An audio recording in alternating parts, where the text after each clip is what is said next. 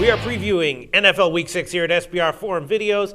I'm Peter Loshak, and we are talking right now with SBR contributor Swingin Johnson, who I've made fun of a little bit over the first few weeks of this season, but he's actually given very informed and picks as good as any of the other cappers we've had on. So I'm going to treat him like I'm going to afford him the standard level of respect that I would afford any of our professional NFL handicappers. Swingin Johnson, thanks for coming on again this week.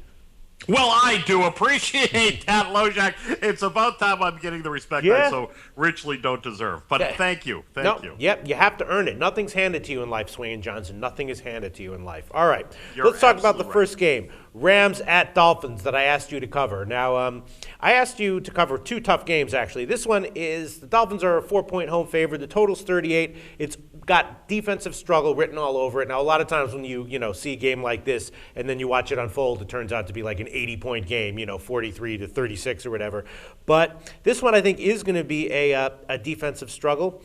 And in light of that, I would look towards the Rams getting more than a field goal. And even more than that, I might take a look at, even though you're not supposed to tease unless you're crossing the 3, I might take a chance with the Rams teased all the way up to 10 or 10.5 because I figure this is going to be a low-scoring, close game. What do you think?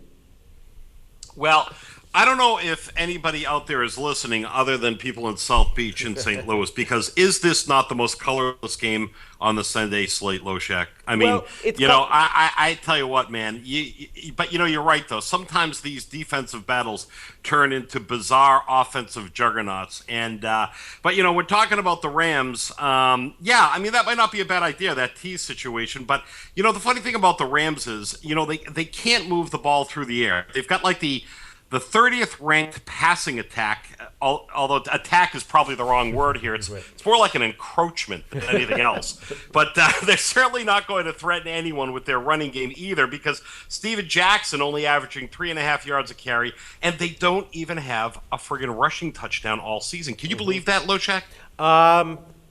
Actually, no, I can't. Is that true? I mean, we're 5 games, right? We're going into the 6th game. Yeah. They do not have a rushing touchdown. But haven't they won? Aren't they like 2-3 or 3-2 or something? Well, and again, I mean, you're getting to my point here. On the other side of the ball, okay, so the offense is impotent. On the other side of the ball, okay, the only thing they've done well is they're stopping the pass. They're averaging about 218 yards, surrendering, I should say, about 218 yards per game, 12th in the league.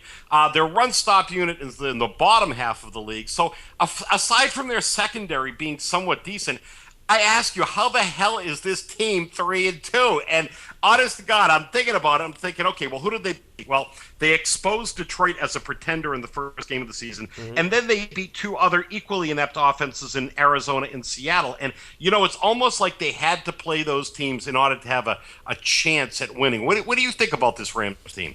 I don't know. I mean, I guess the essence here is how feeble their offense is. Because if their offense is really, awful, then I'm thinking maybe a team total under, which should be about 17, might be a good play.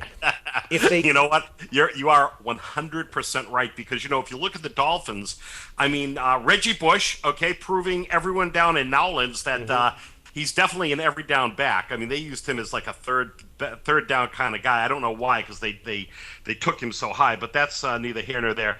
So they've got a running attack. Tannehill, still very much a work in progress. But their run-stop defense is the very best in the league, allowing only 61 yards per game. So that means that St. Louis is just going to have to pass again, because, first of all, St. Louis doesn't have a running game to begin with. Secondly, even if they did, they're going up against the best. So that's going to go right out the window. Bradford's going to have to pass. I'm just not convinced that they're going to outscore the Dolphins, who, in spite of their 2-3 record play, they come to play hard. They play hard every time out. That's one thing I've noticed about the Dolphins. Yeah. I'm going to take Miami at home -3, and if you can't get 3 right now, buy it to 3, because this could be a close game. Or better yet, take a pass. All right, makes sense to me. I mean, 3 doesn't exist anymore. I think 4 is the most common number. But so your official pick on this game is Dolphins -4. Not that bad. Yeah, but you know what? I'm actually with you. If I'm playing this game, I'm playing under. Okay.